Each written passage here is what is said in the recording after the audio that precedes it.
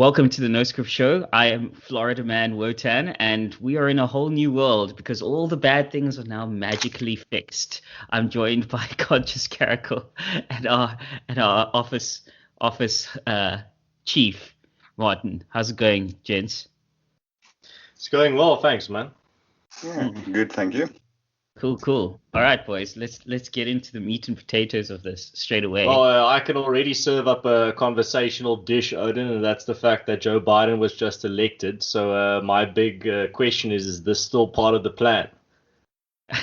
What, the QAnon plan? yeah, dude. I'm just expecting like their cope to be like, I love it when a plan comes together. I mean, you said it yourself, like the whole thing we've said, like with the Titanic, right, when it was sinking, is what really caused a lot of casualties was the inability to accept that this ship is going down. That caused a lot of shit, and I think this is going to be much of the same, sadly. Yeah. No, man, for me specifically, I think a lot of American conservatives now need to dig deep in regards to what they can do to really bring about like change. Not forget about bringing about change on a country level or even on a state level. Start thinking how you can make a difference and bring about change in a communal level in regards to just fix your own house first. Make sure your street's clean. Make sure your neighbors that are struggling that maybe have lost their jobs due to COVID have support. Like let your mates know you're there for them if they have a lockdown related problem. I think that's where people need to start now. Stop wasting hours of time on internet speculation boards, reading theories on how Trump's going to actually emerge as the God Emperor, and start thinking in regards of how are you actually going to start fixing your country, but one street and one house at a time. Yeah, well, I mean, in a literal sense, I've seen that here. They have this, they have it in all sorts of parts of the States, but there's like the Adopt a Highway program. And in a literal sense, just where I live here in Tallahassee, there's this Adopt a Street thing. And like some supermarket will adopt a street, or like one of the fraternities or sororities will adopt a street. And they will literally be responsible for cleaning that street and keeping it free of litter. Yeah, that's excellent. That's the type of initiative that I'm talking about. And this is actually something that takes effort. It's going to take sweat off your brow. It's not just going to be you LARPing on some internet forum. It's going to be you digging holes, planting trees, picking up litter, doing a neighborhood watch, for example. This is real world stuff, and it's not going to be that satisfying if you don't know what you're building towards, if it's just a chore for you. Yeah. There they can actually take a page from the South Africans, because the developers, the guys that built like the office blocks and the estates and stuff, they've been doing this for years. Because every time you do a new development, you have to pay a bulk contribution towards the municipality for stormwater, electricity, all of that stuff. So, but what happened was they would pay the bulk contributions, and the municipalities would spend it somewhere else, not in the area where the development is. They would go and spend it in the townships or wherever they wanted to. So what the developers started doing is the municipalities would tell them, okay, you must pay X amount of bulk contributions. And then the developers would go and do the traffic impact studies and all of that. And then let's say they go to the municipality and say, all right, cool, this is our bulk contribution that we have to pay. But instead of giving the money to you guys, we are going to upgrade the roads like this, and we're going to upgrade the stormwater and the electricity and everything. And then the money that's left goes to you guys. So they ensure that their bulk contributions that would have gone to the municipality is actually spent in the area where the infrastructure is needed because of the new development. That's a really cool approach to it. That is, yeah. Because they had to do it, because if you drive, there's certain areas in Pretoria that was developed a couple of years ago, like in the east of Pretoria, Equestria and those places. It's the same little dirt roads that there was when it was still like small holdings. They just tarred over it. There's no decent infrastructure. The water infrastructure, nothing was upgraded. So the developers all just said, okay, well, this is what we're going to do, because otherwise everything's just going to fall apart instantaneously. No, absolutely, man. And that's the type of solutions that Americans are going to have to start to adopt. And you're absolutely right when you say they need to start looking to South Africa, man. And I've been saying this for a while. Actually, not just recently. I've been saying this on every American podcast or wherever I go. When they ask me about South Africa, I always tell them, you have the luxury of getting a glimpse of what could happen in your future if you elect socialist kleptocrats. And if that happens, you're going to have to start learning from our mistakes and also learning from our solutions. A good example as well is civil society organizations. I mean, South Africa is blessed with a very rich civil society ecosystem, but America can learn from that in regards to, for example, looking at like what Dear SA is doing, or what AfriForum is doing, or what Solidarity is doing. These are the type of organizations that you're going to have to emulate as your if you do exactly what we do and elect socialist kleptocrats, and they pretty much run your country exactly like we're being run. Which is what they've kind of basically done now. That's really lacking in America, but we didn't have enough of it in South Africa. Yes, of course. But the thing is, the American NGOs are going to have to be revamped to be more like South African NGOs in regards to that self-doing mentality. Oh, yeah, definitely. I will tell you gents, though, that like view from the ground here. Obviously, I live in one of the red states, very red state. I mean, Donnie won this one walking away. I mean, I've discussed with various mates, like there are some parts of this country where you practically don't even have to campaign as a Republican. You just have to have R next to your name, and it's done and dusted. Maybe like drop some pamphlets. And it's the same for Dems. But here, like, I've seen one or two, like, Biden-Harris posters outside some student apartments. And one dude and his mate were driving around with the Biden-Harris flag this morning. But really nothing else beyond that. And one of my first nights here, I was sitting in this country bar. And the issue that these people were discussing wasn't Alex Jones level Clockwork Elves, like interdimensional pedophiles. This dude was talking about his concern of I mean, like, come on, like Alex Jones. Can we talk about like QAnon and Alex Jones? Like when Alex Jones is set, like the other day, Alex Jones was like, I've had it up to here with you QAnon people. When Alex Jones is saying you people are too crazy, Alex fucking Jones is saying you people are too crazy. You need to step back for a second. Just step back. Yeah, that's like Odin telling you your whiskey is too strong. That is true. That's true. That's like me saying you're drinking way too much whiskey now. You need to stop. I guess. Yeah. But speaking of QAnon, what do you guys think about old Quinton getting booted off Twitter for being QAnon connected or whatever? Dude, that's what happened. I think that's the entire conspiracy, dude. That's why nothing happened at the inauguration, and that's why Trump's plan failed, is because they eliminated Q. They eliminated Quinton. He was Q all along. It must be. I have it on good authority. He's actually fled to Europe. I chatted to him this morning. He's getting his gains in both physically and mentally. But yeah, back to what I was actually saying is that like these guys in the old bar, they're talking about like how is this going to affect the price of my food, my gas, my ammunition. Like the fact that they care about that, and the politicians are talking about like these high-minded policies, tells you how much of a disconnect some of these politicians have with the actual people here. Because these guys are talking about that, and you see on Twitter and TV, politicians are talking about, oh, we need to move to a new age of this, and these policies these guys don't care. They just care. Like your average Floridian that I've spoken to, they care about like, how's this going to affect my booze, my food, my gas, and how am I going to get that knife out of the alligator's head? Yes, to be the new king of Florida. That's the actual reason I came here, in a quest to become the actual king of Florida. But I was listening to a podcast the other day, two of my favorite like history type podcasters, and what's the one guy said it was the People's Democratic of Podcasts. It's the guy that does the Eastern Border podcast. He's a Latvian, and he had the guy from Watermaid on as a guest, and he said that the problem in America is people are focused way too much on the national level, the federal level government. They should focus on the state government and what's happening in their freaking town. Pay attention what's going on there. Go to your town hall meetings and stuff like that.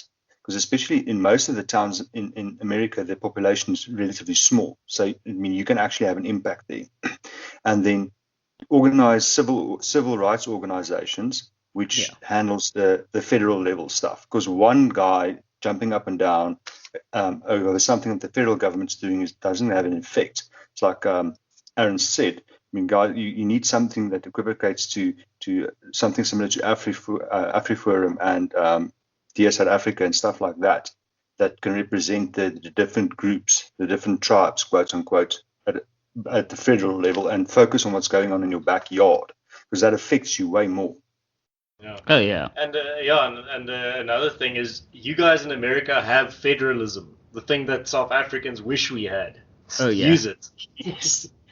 Yeah, because I mean, I'm experiencing that firsthand now. The difference in the lifestyle and the life I lived when I was up in, well, even down to like counties, like in New York City versus upstate in the Catskills. That's the other thing, right? And I've told you guys this, I've told many people this, is that people conflate New York City with New York State.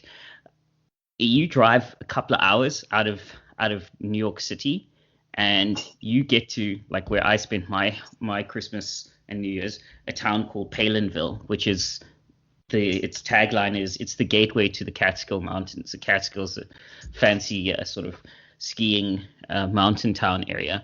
This town, as you said, like local level, has a population of about 900 or so. I think there are schools in the world. That's smaller than Urania. Yeah. Like 900, maybe 1.2k people at most, somewhere there. That's the estimate. But yeah, it's a little town. But it's all these little towns. They're called Hudson River towns. You've got Palinville, you've got Cairo, which is actually Cairo, but of course America, so they make it Cairo and all that. And they're all like these little towns that are like 5 minutes drive from each other, 20 minutes drive from each other, and they're all like similar population, like 800 or so. That, like what you guys are pointing out, that whole situation where you have what's going on in your backyard, that tells you, like, if you can affect the lives of those people dead easily with the right sort of policy push. And to speak to the point of federalism is, like, my life up in New York State is completely different to my life here. My life here, like, I mean, in terms of what's open, what's allowed, in terms of coronavirus measures, what's open, what's allowed, the economies of these places are markedly different, which kind of pisses me off when you want to sort of have these national bailouts. I don't think it's fair that the people from states that are doing well now have to foot the credit card bill for states that basically destroyed their economies. No, man. And again, back to that point of using your power in a small scale, if you become active in that town of 1,000 people, your power level is 1 out of 1,000. If you try to change the country, it's 1 out of 350 million. Yeah. It changes a lot. But just a slight tangent, if you guys want to hear the utmost of Nanny State mentality, you just hear how the Aussies are complaining, because now there's rumors that the American federal government is going to start cutting the subsidies to the grain farmers and farming in general in the States. So they've been receiving subsidies for the last couple of years to effectively not produce that much, because America had an agreement with Australia and 1 or 2 other countries that America would produce a bit less agricultural produce, so that Australia in particular and New Zealand has a bit better opportunity to export more. So now they're going to start cutting the subsidies to the farmers in the States, Now the Aussies are complaining because now they're going to be outperformed in the market. And that's just, that's just a level of nanny state mentality that I cannot believe. So what do they expect now? Are they demanding that their government now give them subsidies to help them compete? Yeah, no, one or two. The other want now subsidies from their government because now they reckon America's going to flood the entire world market with cheap grain and stuff and beef and stuff like that, and then no one's going to buy their sales, their exports are going to drop. So either they want subsidies from their governments, or their government must try and force the American government to stop their farmers from producing. But the sheer someone must get paid to do nothing. Is that mentality is just it goes over my head. How do you reach that level of nanny state? Like, how do you? Well, I've got a theory. You take a bunch of prisoners and a bunch of wardens, and you put them on an island, and you leave them there to run themselves, and that's how you get there. I mean, like, surely, like, as a grown human being, you can't genuinely want that level of nannying. Like, it's ridiculous. What? Like, something has to break in you psychologically to want that level of nannying. Dude, it's the same people that call Cyril father.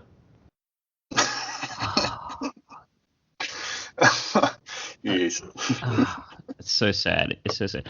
But I guess with a new administration, I wonder what foreign policy changes will. Maybe they'll get their subsidies anyway, and maybe like that they'll work with the Australian government. US government will be like, okay, fine, we'll pay subsidies or whatever. I think. Yeah, I don't know, because America can't afford much more subsidies because their debt's getting quite top heavy now. They subsidize a shit ton of industries. Well, yes, they subsidize a lot.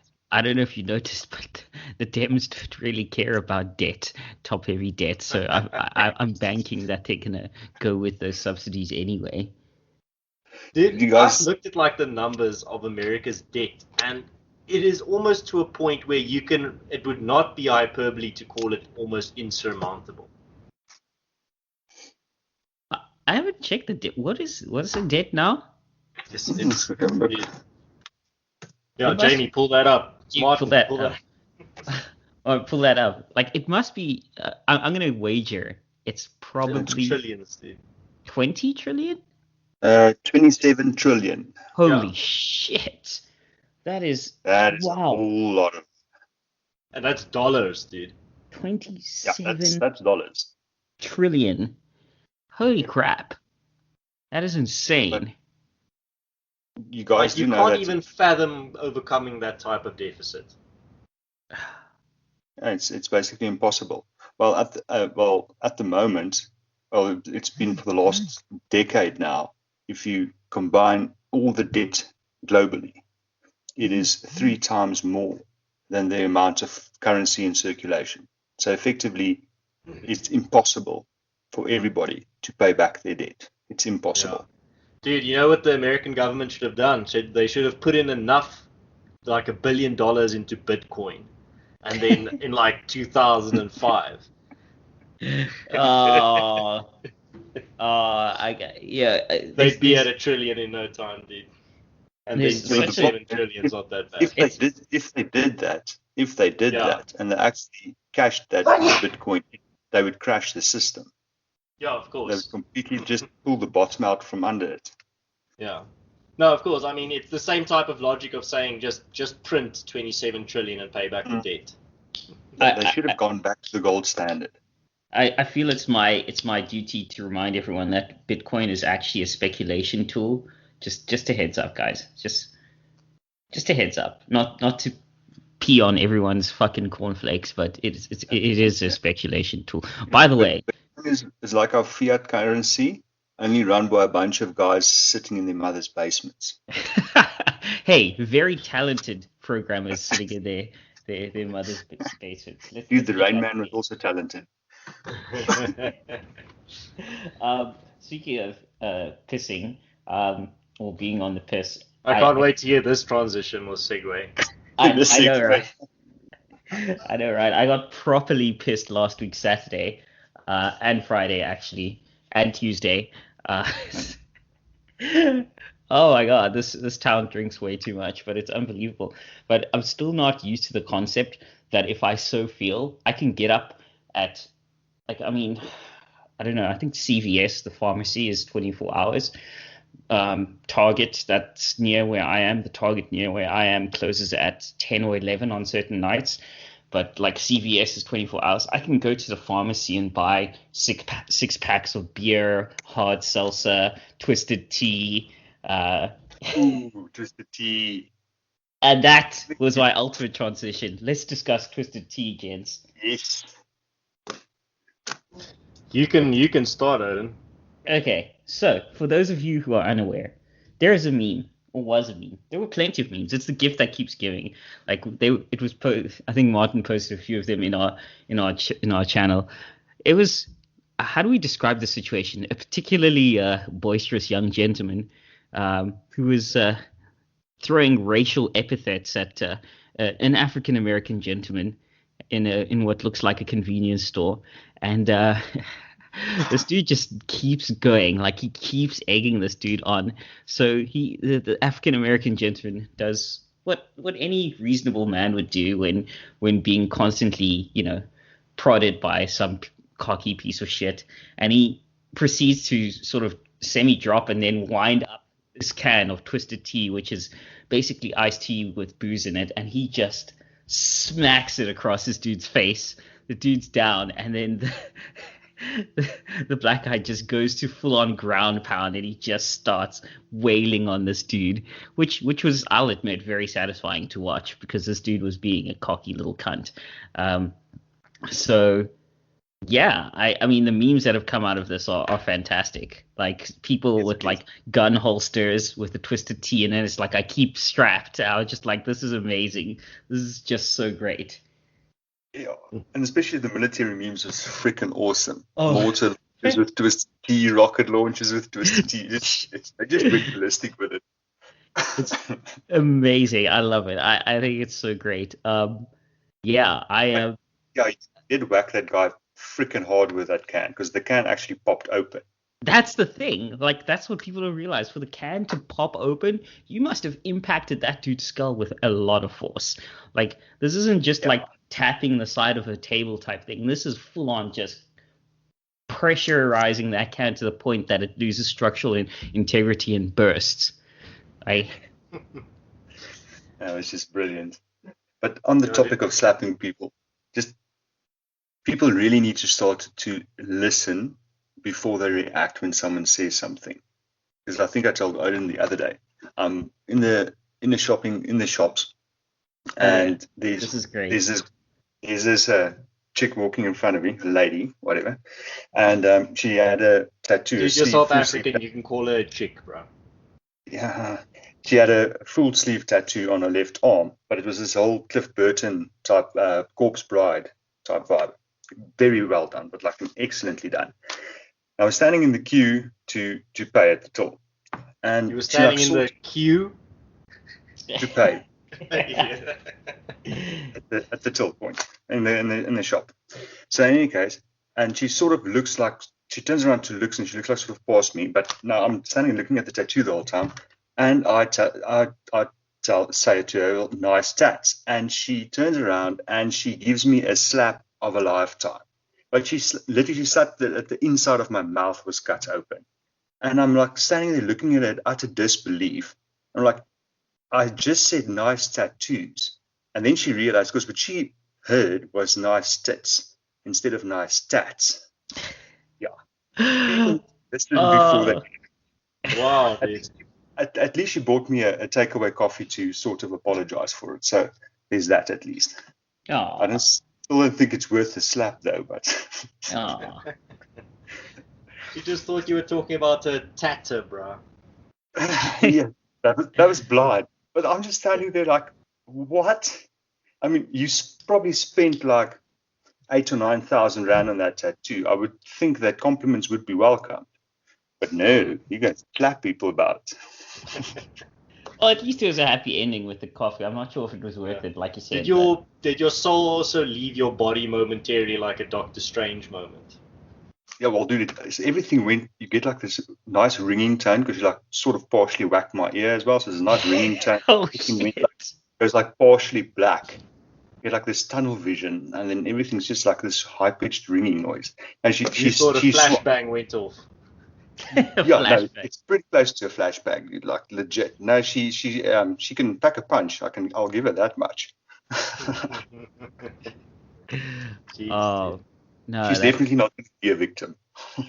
no, that's well, that's the other thing I was gonna say. Like the one bar I was drinking in, the bar lady, like she was like, she's the type of, and I've had this discussion with Yerks.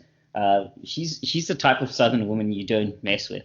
Like she swears like a sailor, and when she threw the one fucking cup or whatever, it wasn't a glass cup, it was like a plastic cup or whatever, at one of the regulars who was giving her shit. Like I've seen dudes on my high school teams that have worse throwing ability than that girl. Like that's the type of girl you call. It's like, yeah, well, to get to me first, you have to fight my girlfriend type thing. Because she was just like this lady. I was like, yep, like this bar I was in, she swore like a sailor, could probably drink most of the guys I know under the table, and could throw like most of the guys I know. And she fit into like the skinniest little jeans. So I'm like, I don't know where you came from, but we need like 500 more of you.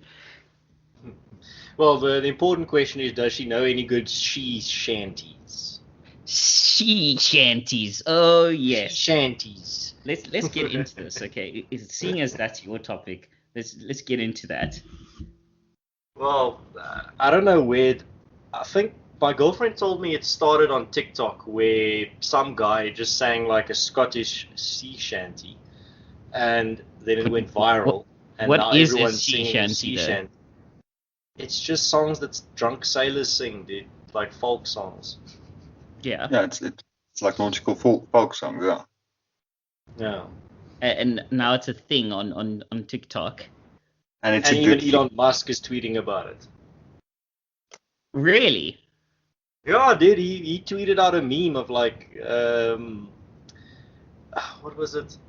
Like, the meme is pretty much a simple premise. It's a two-stage meme. The first phase is the girlfriend telling the guy, don't you want to come sleep with me? And then he's like, no. And he's like, oh, you just want to sing sea shanties. And he just starts singing sea shanties.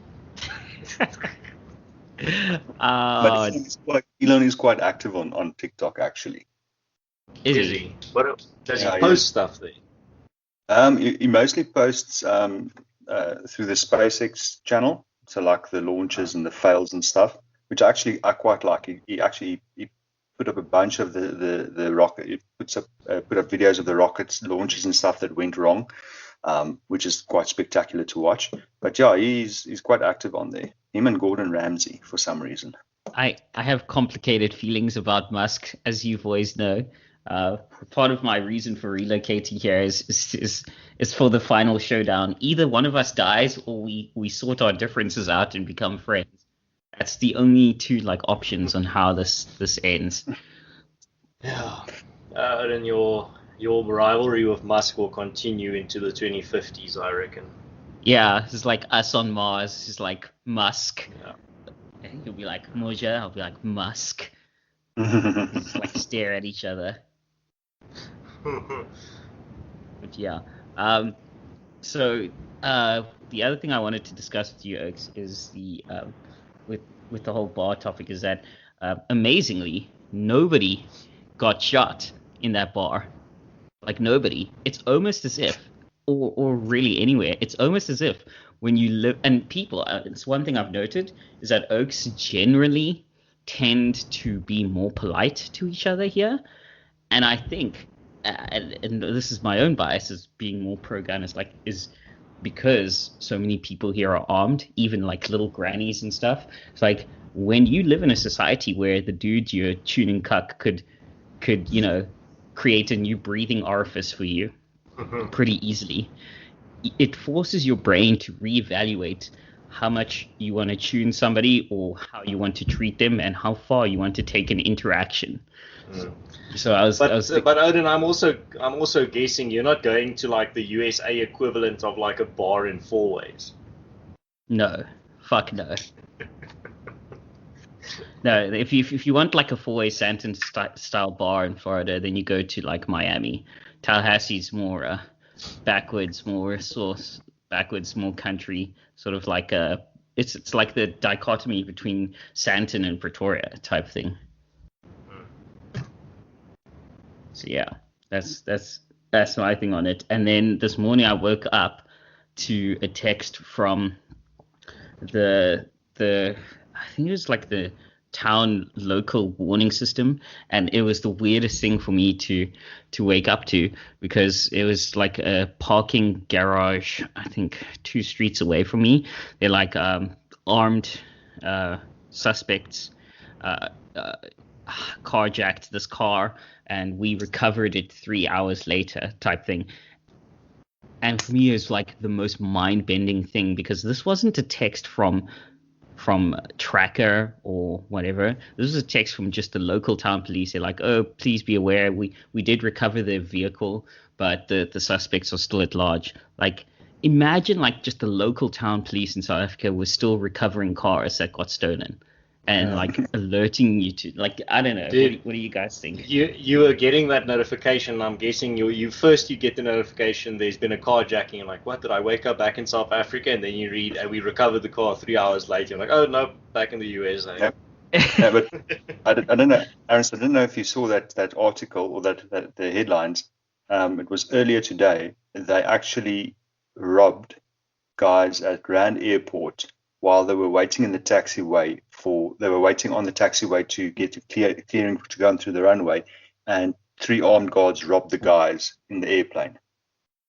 What? I didn't hear about that. I'm gonna have to go check that out after the show immediately. They robbed 2 guys in a small airplane while they were sitting waiting for the runway to be opened for them. How did they get on the runway? Well, dude, airport security isn't that good. They just climb over the fence. We cut a hole through the fence and you walk in. That is insane. But that's just next level South African. They rob people, the pilot and the co-pilot, while they're waiting for the runway. That is ridiculous. Next level. That is wow. I'm actually kind of impressed. Like, I'm kind of mad, but I'm kind of impressed. That reminds me as well. I posted an article this week on Twitter regarding, I shared an article on the COVID vaccine ID chip that the government is planning, and the top reply was, "Don't worry, their maladministration will save us." Well, I think I quoted that your tweet as well and said something similar. I was like, I'm relying on good old ANC corruption and incompetence to save the day. Yeah, but that's also something I've been saying for a while.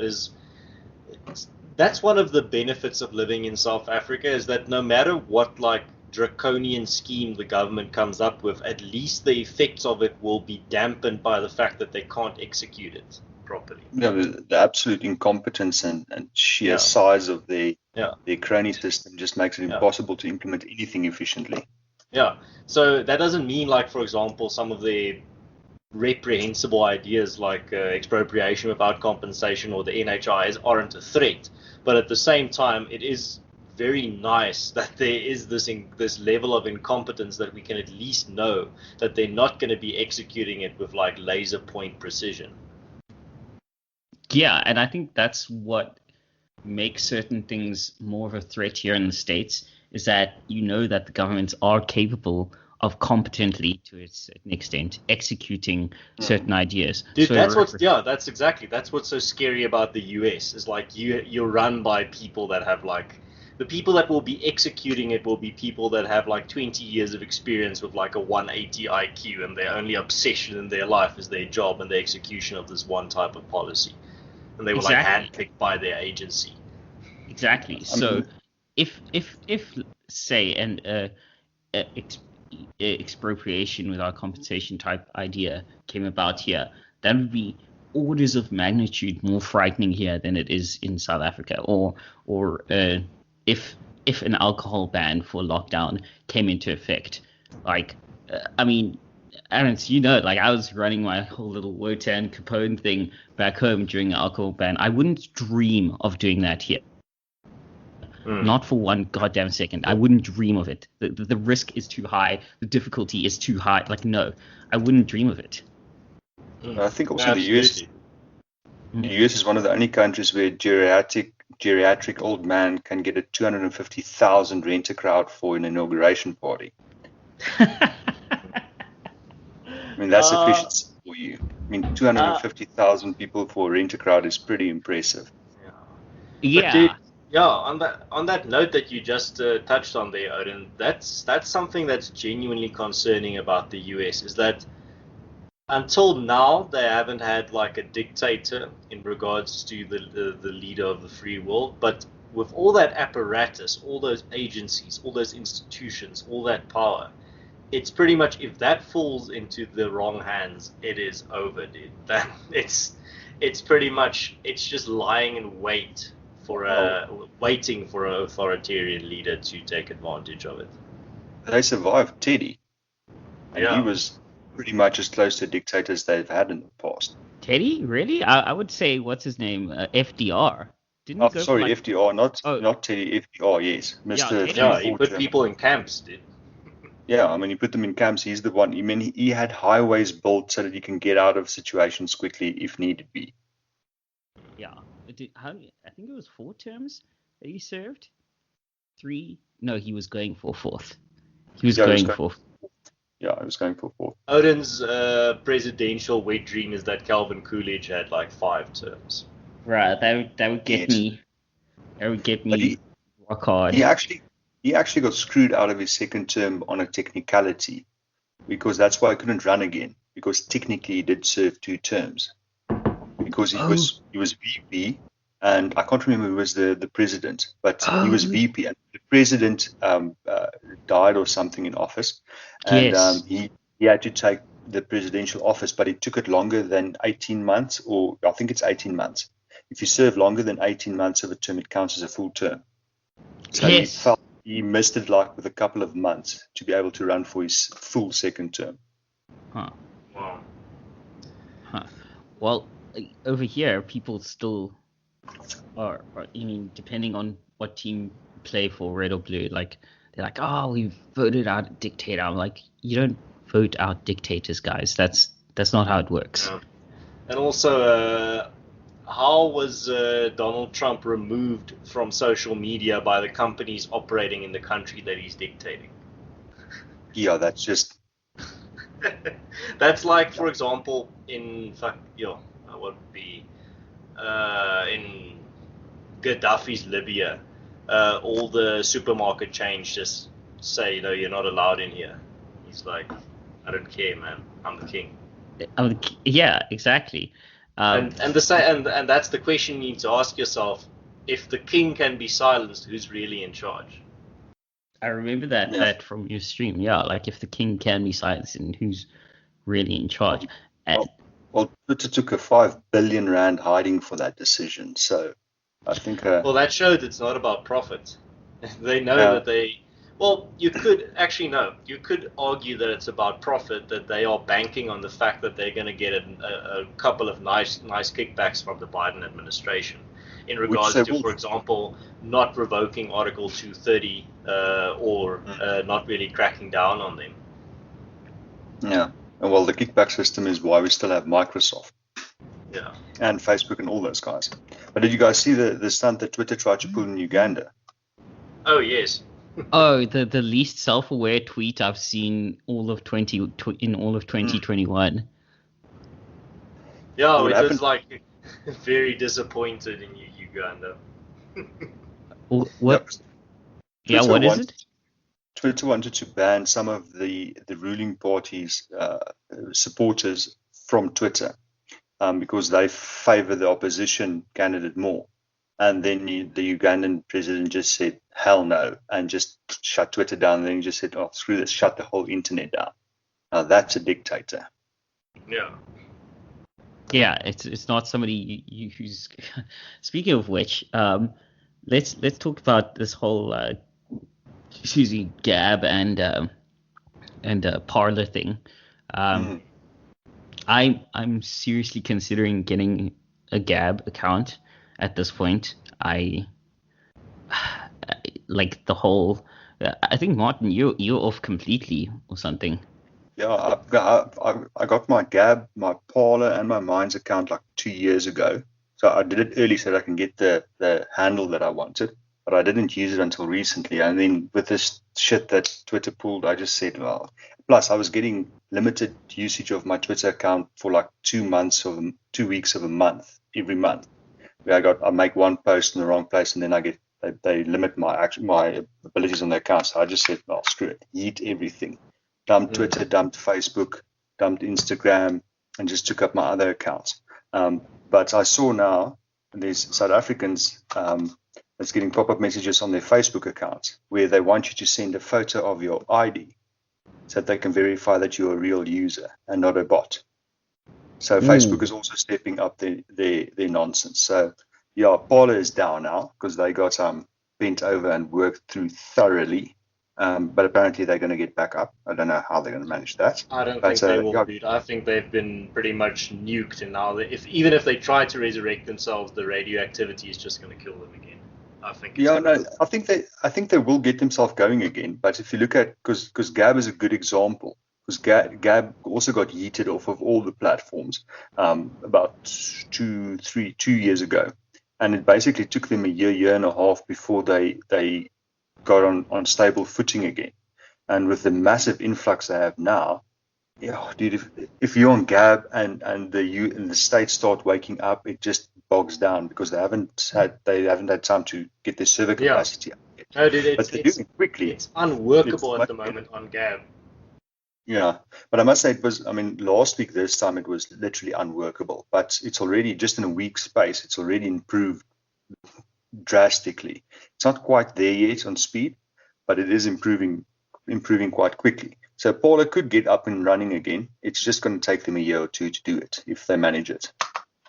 Imagine, there isn't really a reality where this is it's very unlikely and not very realistic. But imagine if Gab had like all their servers up and running, that they were lightning fast at that moment that Trump was banned and when they got that influx. Because I think that's, in the end, I can understand why. But in the end, it's going to hurt them a lot that they got overwhelmed by the amount of people that went over there. Yeah, but I think the CEO, can't remember his name now. I think he handled it well. Yeah, I think he handled it very well. But because when they got kicked off 2 years ago, they got kicked off everything. Payment platforms, the whole shebang. So that he had to build everything for his own platforms for everything and get everything out of the mainstream. So, and all their stuff is consumer funded. So they're not running ads and stuff like that. It's all donations that they're running it with. So, but there's no way that he could have foreseen the influx that he got, because there's something like 5 million users in 48 hours or something like that. Yeah. There's no way to foresee that kind of event happening, and even if you can that type of influx would crash most South African websites. Oh yeah, no problem. Off of that, have you seen some of our government websites crashes if no one uses it? Yeah. No, our government websites go down because they don't pay their fees.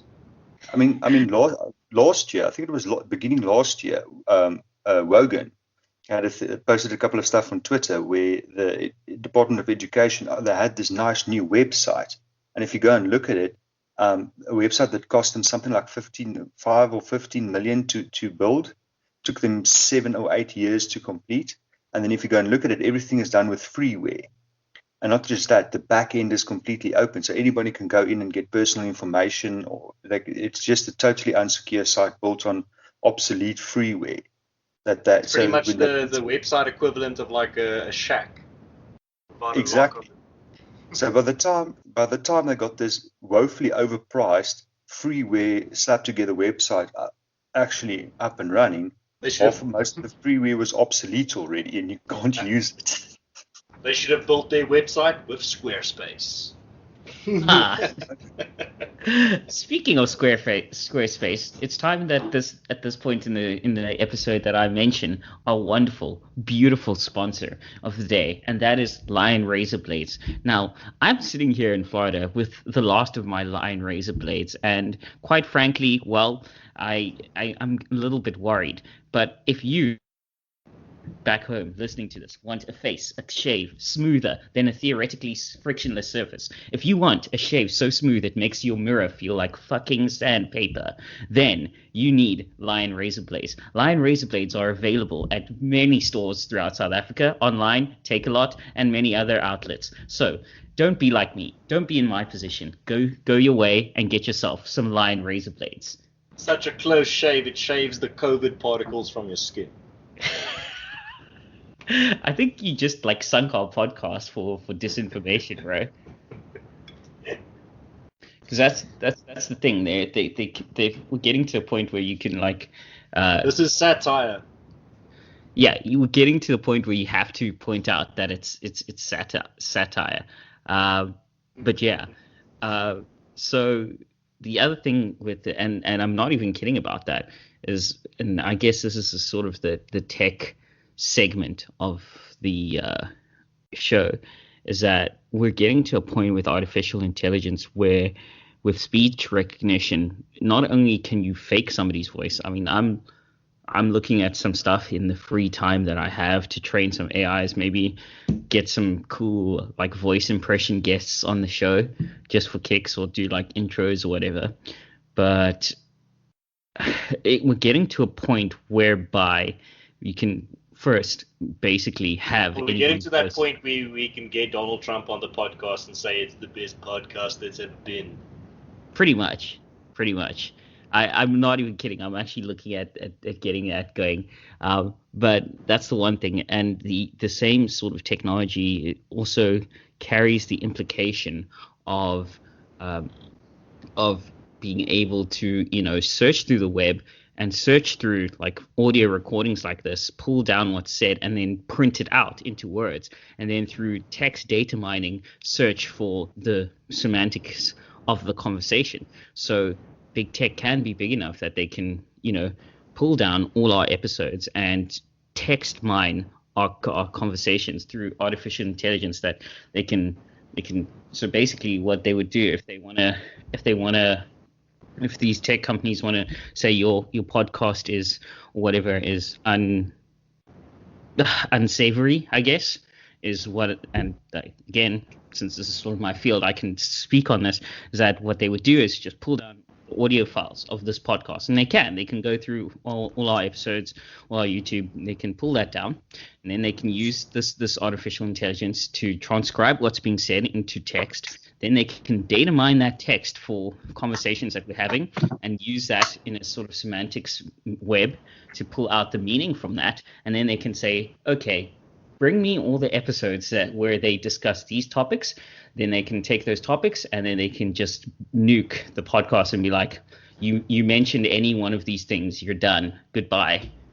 That's how easy it is. In 2012, we all died and we're living in hell. So that's an thank you for blackpilling me more on big tech. But WhatsApp is already doing something similar. They are, which is, well, I don't know. You guys want to get into that? Because in the last 2 weeks, I have had 500,000 people join Telegram. Like, my phone will not stop ringing. So-and-so joined Telegram. So-and-so joined Telegram. Yeah, that is annoying. No, because the guys on the one WhatsApp. I don't know why they put that feature on. Like, I can't turn it off. Is there no way to turn it off? I'm pretty sure you can, but I'm not gonna go fucking browsing through their settings to do it. I'm too lazy. I'll rather take the notifications. But it's a stupid feature. Like, it is a stupid feature. They're in my contacts list. I don't care. If I want to message them over Telegram, I'll just check my contacts list. And if they're not on Telegram, I'll be like, oh, okay, that's late. Right. But anyway, what I was saying is some of the guys on the one WhatsApp group ran a little experiment. So in the group itself and then in private WhatsApp messages, they just discussed certain keywords, pizza, riding crop, stuff like that. So they started with everyday items and then they made it very obscure items like riding crops and stuff like that, horseshoes and such. And within an hour to 2 hours after these conversations on WhatsApp, they went on their Facebook and their Instagram accounts. And then all the ads that came up was for the specific terms that they discussed. pizza riding crops. So they get adverts for equestrian estates and pizza shops and stuff like that. So I'm pretty much convinced that WhatsApp, Facebook already scans at least 4 keywords, scans the messages. If it's connected, if the same user has got a Facebook account or an Instagram account, scans the messages for keywords for targeted advertising. Yeah, of course, which according to their privacy terms and conditions, they don't do. Dude, the same thing happened to me when I just moved to Pretoria.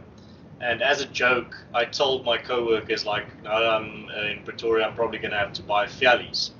And then, like, an hour later, I get a Fiallies advert. And I'm like, this is not possible. Like, I've never in my life had a Fiallies advert. And this is the most niche shit, like, possible. It's not possible. Yeah, well, guys, it's I'll bring the tech angle again. It's what we call basic text mining. I don't know if I don't want to start a war here, but a lot of people have disagreements as to whether it counts as a form of artificial intelligence. I think it definitely does, but it's basic text mining where you search for key phrases and then you build up a semantic dictionary of meanings, of course, and what they're doing is not magic.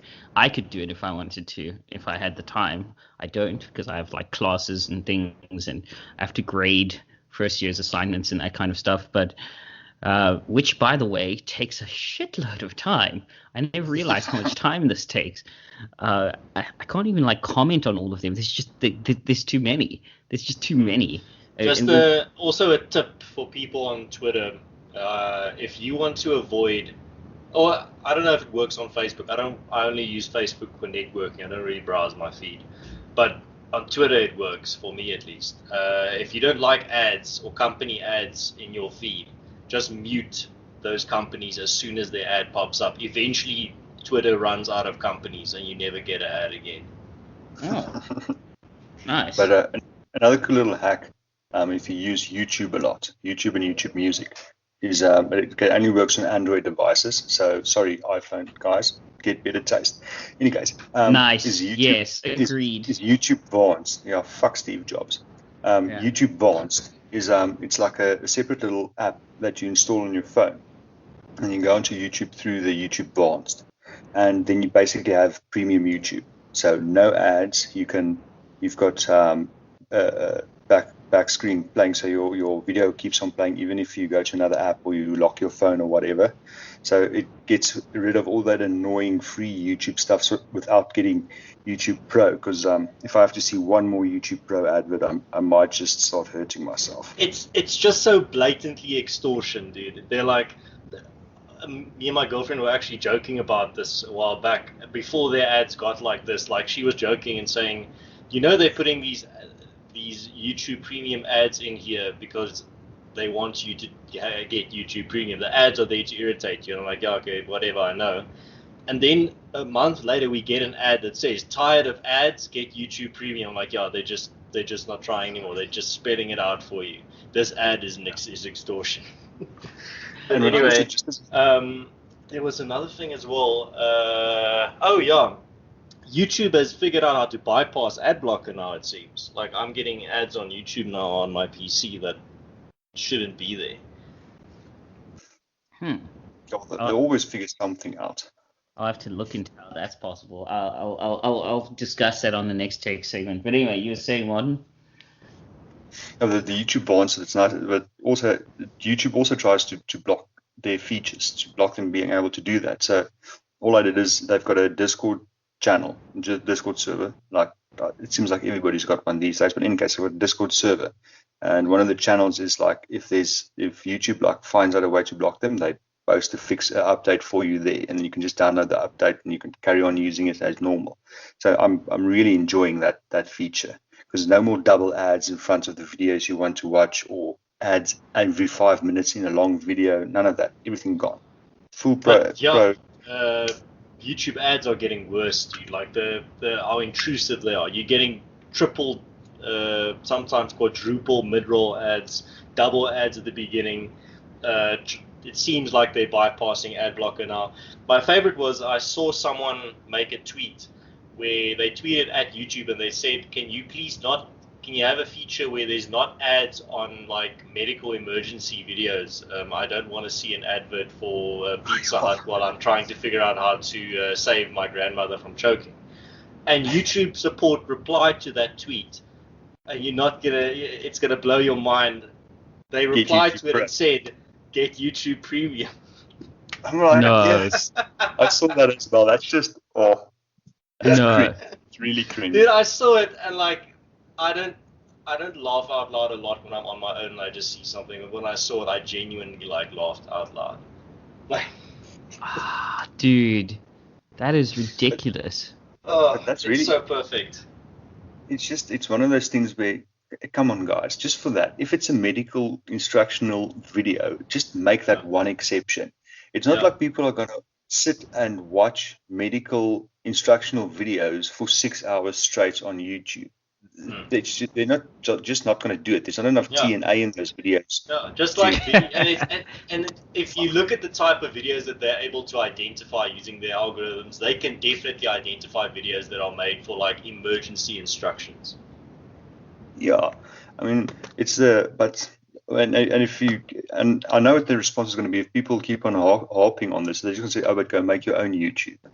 Did you see that one response that Twitter got when they complained about the Uganda thing, where someone told them, "Go make your own Uganda" on Twitter? I didn't see that yet. Oh, that's good. That was just perfect. They're like, is- no, government can't do this, and it's they're curbing freedom of speech. And the one guy just replied, "Well, go make your own Uganda," and then Twitter blocked him. Yes. I don't know who that guy is, but I'm giving him free Platinum membership on the podcast. platinum membership, bro. Like, holy shit. Like, damn. All right, guys. I gotta run.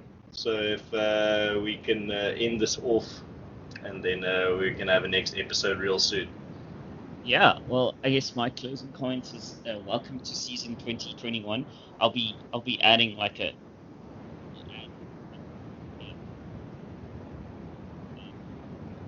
Odin, you're breaking up a bit there. I said I think I'm gonna add a fun little AI intro voice to this episode. We'll see. Every episode is introed by a new AI voice. I don't know. I feel like we've kind of screwed the pooch here now, because now people expect both hype videos, like the hype video for the election special, and now they expect us to do things. So I'll get, like, when I get time, to train some AIs to do some stuff and say some stuff. And welcome to the new season, gents. Any of you got any final thoughts? My final thoughts are, if you look at the start of 2020 and what's going to happen, or what's on the horizon, don't get lost in the hype. Don't get like completely consumed by this fast food mainstream political system where you are just constantly in a hype mode, where every next political event is the next world-changing event, and you all need to be super hyper laser focused on it. Go live your life, dude. Go do something. Take a social media break from time to time. Spend some time learning new hobbies. Start drawing or writing or learning music or whatever. Do something constructive, and then if you follow that advice, you'll never have to take a Twitter sabbatical because it's affecting your mental health ever again. You'll just be doing it because I'm just in the mood for a Twitter break or a social media break. All right.